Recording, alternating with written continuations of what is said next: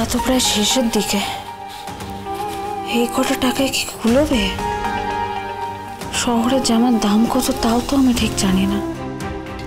এখান থেকে আবার বাড়ি যাওয়ার খরচ, গাড়ি ভাড়া, পথ খরচ, সব হবে কি করে?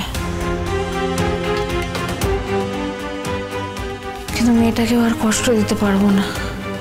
একটা জামাই তো চেয়েছে।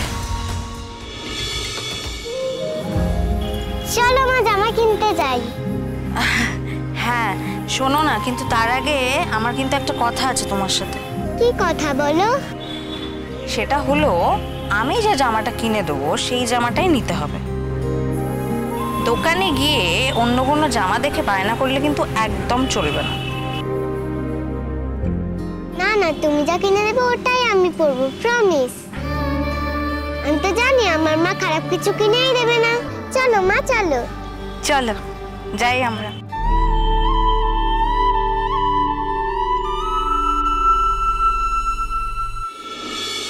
ওই দেখ কত দোকান, দেখেছিস? হ্যাঁ।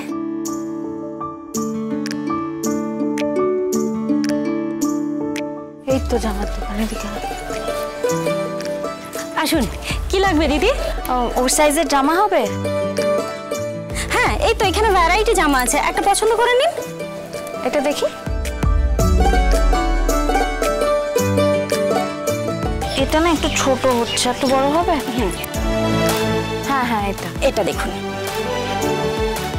দেখি। এটা বেশ ভালো, দেখ তোকে খুব মানাবে, তাই না? হ্যাঁ মা, আমার খুব পছন্দ হয়েছে, আমি এটাই নেব। এটার দাম কত? 350। সে তো অনেক দাম। 150 টাকায় হবে? না দিদি, 150 টাকায় হবে না। 200 দিন। বললাম তো হবে না, আমাদের এখানে ফিক্সড রেট, দরাদরি চলে না। তাও যখন বলছেন বাচ্চার জামা, দিন 50 কম দিন।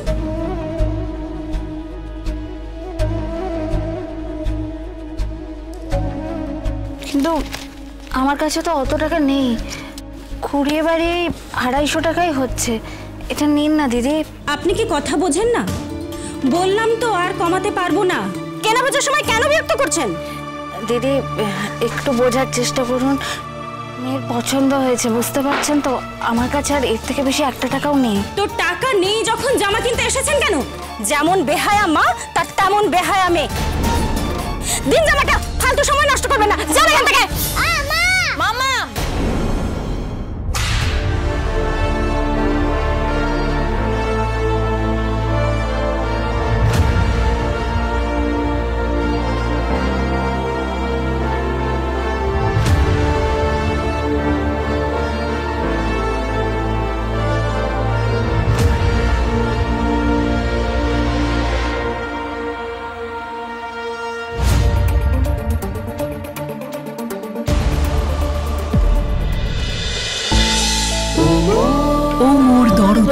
সোম থেকে রবি প্রতিদিন সন্ধ্যে 7টায় স্টার জলসায় ও জিও হটস্টারে।